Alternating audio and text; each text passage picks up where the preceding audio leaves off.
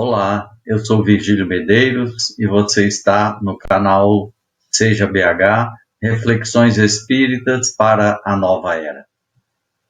Hoje vamos estudar o capítulo 94 do livro Fonte Viva, da psicografia de Francisco Cândido Xavier pelo Espírito Emmanuel.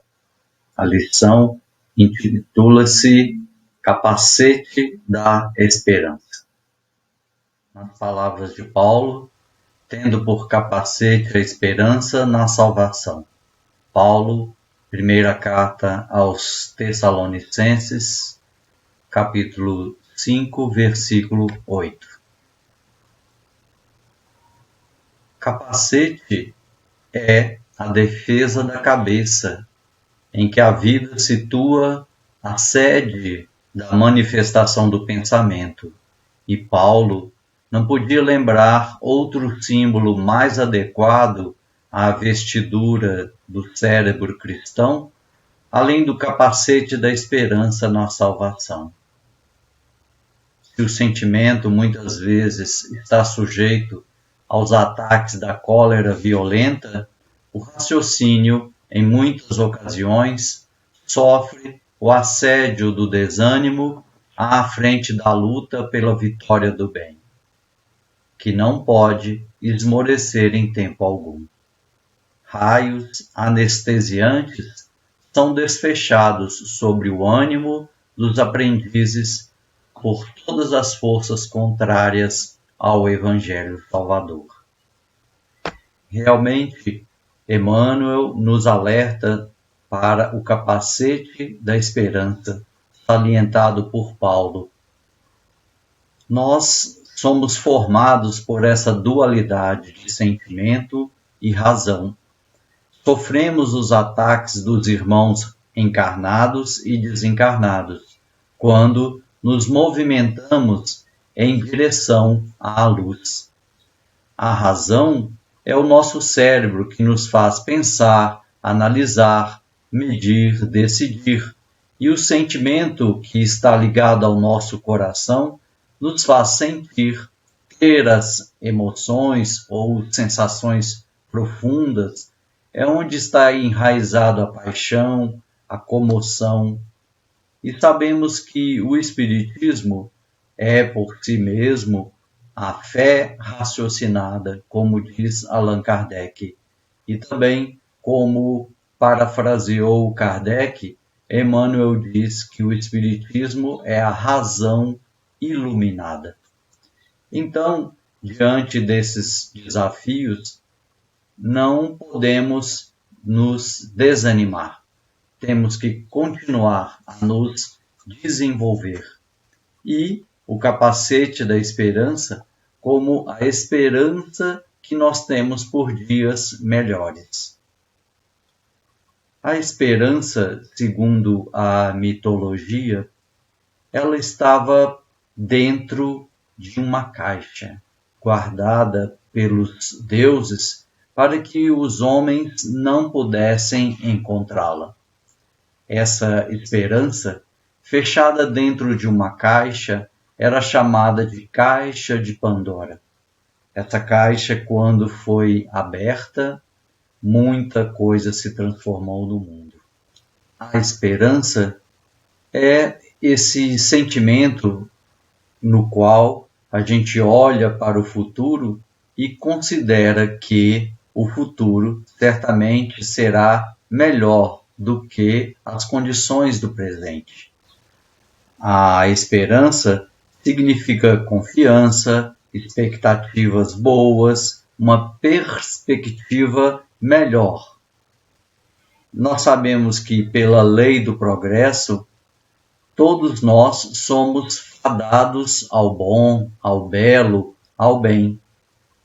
Sabemos também que a esperança depende de alguns fatores internos e também fatores externos.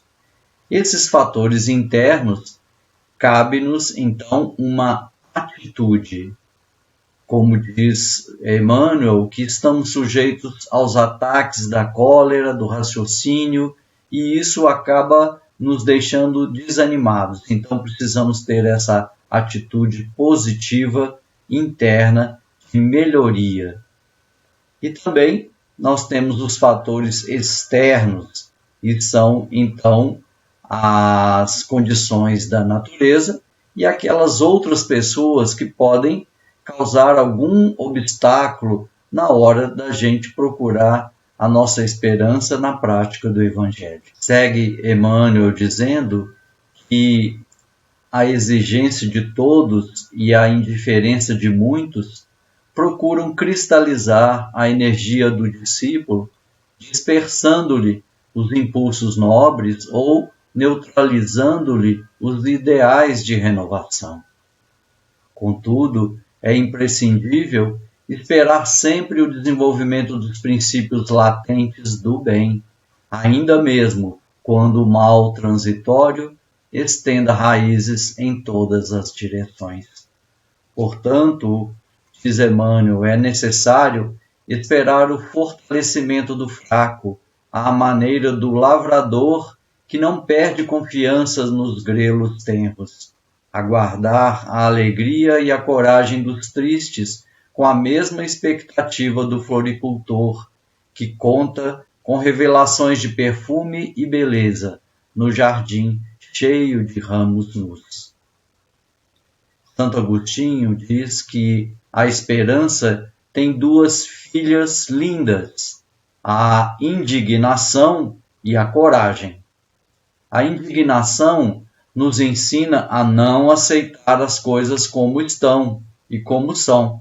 E a coragem é para que a gente mude essas condições que nós estamos encontrando. Esse apelo que ele nos faz, que é preciso realmente esperar o nosso desenvolvimento, mas devemos ter essa coragem para mudar as coisas que estão dentro de nós e que precisam de renovação. São Tomás de Aquino nos diz que se o homem deve se apegar à esperança como o navio à âncora, há, entretanto, uma diferença entre a âncora e a esperança. A âncora está fixado abaixo e a esperança, ao contrário, está fixada no mais alto, isto é, em Deus. Seguindo a sabedoria de São Tomás de Aquino, devemos ter realmente essa esperança no alto, como a confiança e que devemos aguardar nas mãos de Deus tempos melhores, mas baseados, como nós dissemos, na nossa atitude e na coragem para mudar as coisas. Outra frase importante de São Tomás de Aquino é que devemos ter de início a fé para conhecer a verdade. Em seguida, a esperança para colocar o nosso desejo no verdadeiro fim. E, enfim, a caridade, pela qual o nosso amor será totalmente retificado.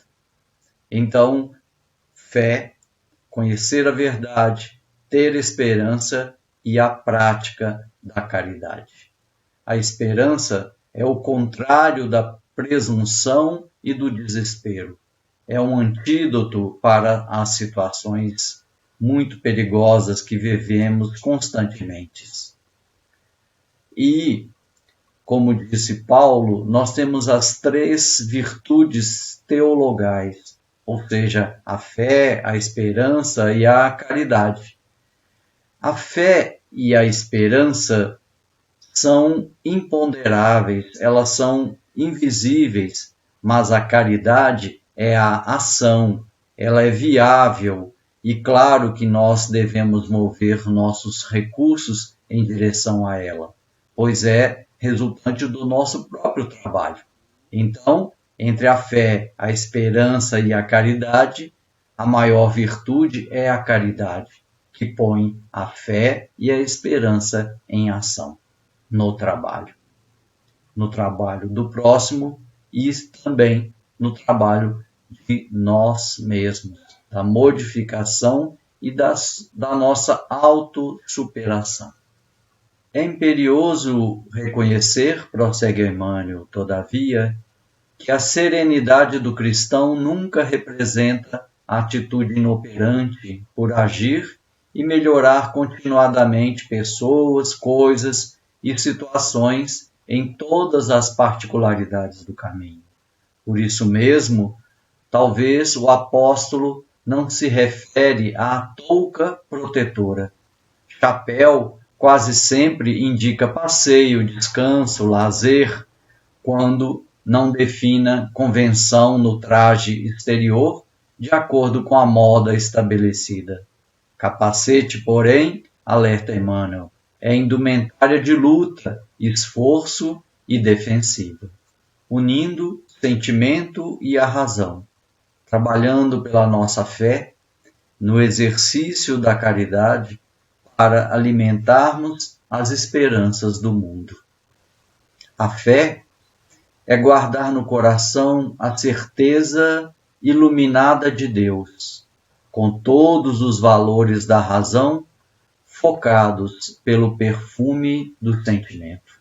É uma frase de Emmanuel que define muito bem as nossas posições em relação à fé, à caridade e também à esperança que estudamos hoje.